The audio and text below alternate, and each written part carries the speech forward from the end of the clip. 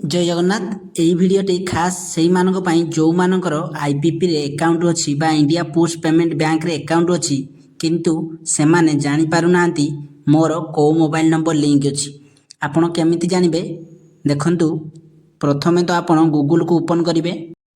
Open कला परे आपण डायरेक्ट आईपीपी लेखिकी सर्च करिवे। सर्च कला परे आपण सामने रे एमिति इंटरफेस आसीबो। यारी ऊपर क्लिक करिवे।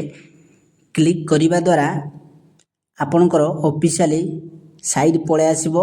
वर्तमान डेस्कटॉप रे अछि ताको आमे थ्री डॉट ऊपर क्लिक करिकी डेस्कटॉप साइड को हटे देबा। आपण हटेला परे देखंतु तळको पळे आसीबे। तळको स्क्रॉल डाउन कला परे देखंतु आपणक सामना रे गोटे ऑप्शन पळे आसुची कोन कंप्लेन। देखंतु ऑप्शन डी आपणकर अछि कोन कंप्लेन। यारी ऊपर आपण क्लिक करिवे। क्लिक कला परे आपणकर रिस कंप्लेन अच्छी यार ऊपर आपण क्लिक करेंगे। रिस कंप्लेन ऊपर क्लिक कला परे आपण क्लिक कला परे आपण सामना को एमिति गोटे इंटरफेस पळे आसीबो।